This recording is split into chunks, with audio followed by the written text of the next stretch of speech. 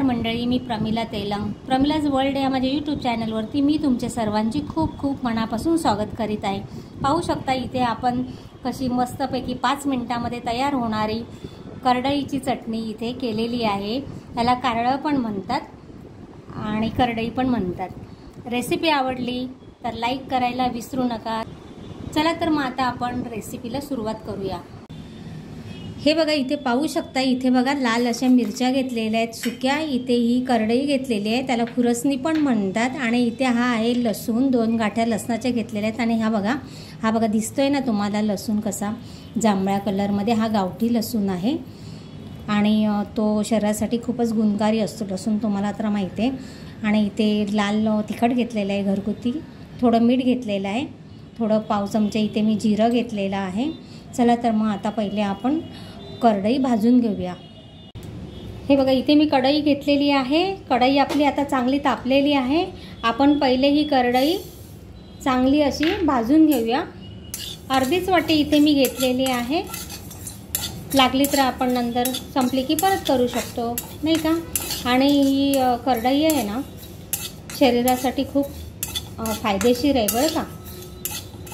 आणि चटण्या घरात थोड्याशा करूनच ठेवायच्या. कधी जर आपल्याकडे भाजीला काही नसलं तर आपण कसं नुसता वरण भात केला तरी चटणी त्याबरोबर खाऊ शकतो, किंवा वरण भात नसला भाकरीबरोबर खाऊ शकतो, चपातीबरोबर खाऊ शकतो, नाही का.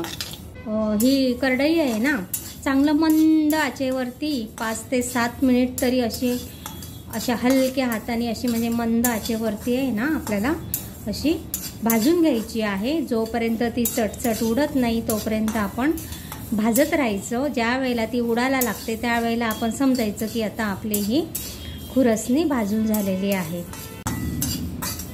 हे बघा इथे आपली करडई चांगली भाजून झालेली आहे. इथे आपण थोडंसं ना जिरं हलकंसं असं भाजून घेऊया. तुम्हाला जिरं आवडत असेल तरच तुम्ही घाला, नसेल जिरं आवडत तर तुम्ही नाही घातलं तरी चालेल, पण जिरं घातलं ना तर चटणीला चांगली चव येते. बघा इथे आपल्याला ना लाल मिरच्या थोड्याशा अशा भाजून घ्यायच्या. थोडंसं 2 थेंब फक्त तेल टाकायचं. आणि मिरची कशी पटकन भाजल्या जाते त्यामुळे कसं कढई गरमच आहे ना, त्यामुळे मिरची भाजून घेऊयात चांगली. हे बघा इथे लसूण 2 गड्डे लसणाचे घेतलेले. पहिले काय करायचं, आपण लसूण पहिले थोडा मिक्सरमधनं ना जाडसर असा वाटून घेऊया.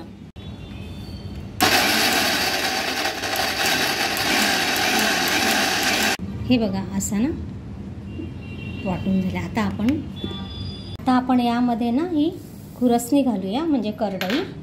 त्यामध्ये जिरं आणि ह्या मिरच्या आहेत ना आपण लाल इथे घेतलेल्या आहेत, ह्या अशा हाताने आपल्याला असं हे बघा असं ना तोडून टाकायचं. जरा हे बघा असं तोडून टाकायचं. ह्यामध्ये लाल तिखट तुम्हाला घालायचं असेल, लाल तिखट तर घाला, नाहीतर मग नुसत्या मिरच्या घातल्या तरी चालतात.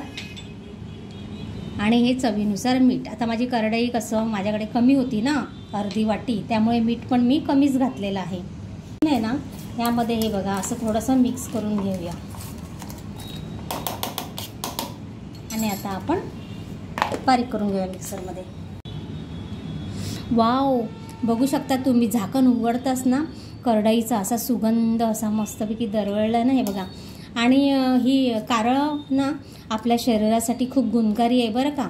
आणि लसूण तर आहेच, तुम्हाला तर माहिती आहे. तसंच ना कारळामध्ये पण ना भरपूर प्रमाणात असे विटॅमिन्स असतात जे आपल्या शरीरासाठी योग्य आहेत. बघा आधी आपण कसा लसूण जास्त घेतला तर कसा ओलसरपणा आला ना. लसूण जास्तच घ्यायचा कुठल्याही चटणीला, त्यामुळे कशी चटणीला चव छान येते. बघा पाहू शकता किती छान असं त्याला मस्त कलर पण आलाय, नाही का. हे बघा पाहू शकता तुम्ही, इथे आपली चटणी मस्तपैकी छान अशी तयार झालेली आहे. आणि लसूण जास्त घेतल्यामुळे बघा कसा ओलसरपणा पण आलाय, नाही का छान. बघा तुम्ही पण नक्की अशी करून खा. हे बघा पाहू शकता इथे किती छान अशी आपली तयार झालेली आहे, नाही का करडईची चटणी. धन्यवाद.